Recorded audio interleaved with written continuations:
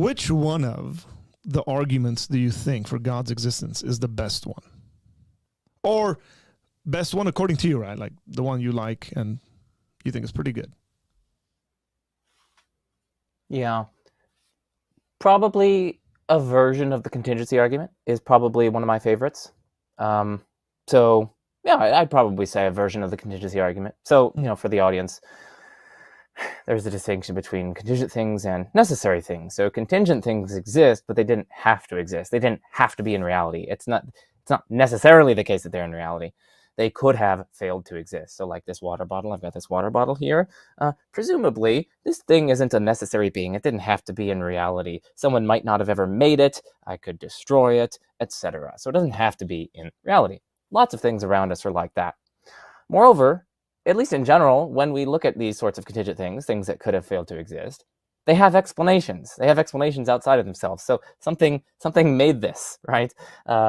And something made you and me, namely the various, our parents, as well as various environmental factors that went into our constitution and so on. So in general, we see that things that can fail to exist have explanations. Not only individual things, but also collections thereof. So like the collection of apples, right? Apples as a collection have an explanation outside of themselves, namely in terms of certain selection pressures on ancestral organisms of apples, etc.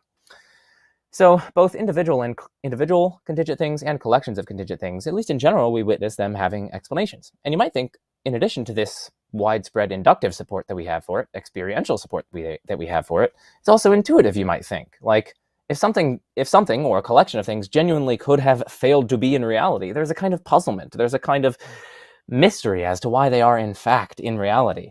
It's precisely because they could have failed to exist that you're like, well, then why do they exist? If they could have failed to exist, then why do they exist? It seems intuitive that they need some sort of explanation, or at least that they have some explanation outside of them that accounts for why they exist. And if that's the case, if we have these twin testimonies of reason and experience testifying to this principle that contingent things, whether individuals or collections, have explanations outside of themselves, well, then just focus on the collection of all the contingent things that there are. Per this principle, that's going to have an explanation outside of itself, and no contingent thing, of course, could be the explanation of that. That's part of the very thing that we're seeking an explanation for, and hence there's going to have to be some necessary ultimate foundation for contingency. That's the basic thought. So there we get to this at least one necessary foundation of reality.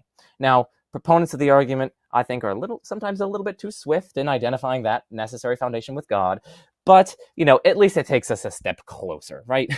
that's kind of the idea, because God would be a necessary thing, and we're at least ruling out views on which either there is no fundamental reality or fundamental reality is contingent. So it at least in some sense takes you a step closer to God. And then there are various different stage 2 moves, so that's the first stage of reasoning, gets you to a necessary foundation of reality. And then stage 2 tries to, tease out divine attributes from that. So there are various other attempted maneuvers in stage 2 that I'm ultimately, as you can imagine, not fully convinced of, but, they're at least probative and interesting. So I'd say that's probably my favorite / one that I find most plausible. Yeah.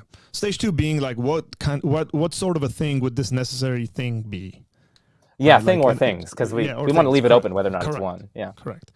And then breaking that down, right? Like, would it have to be intelligent? Would it have to, have a will?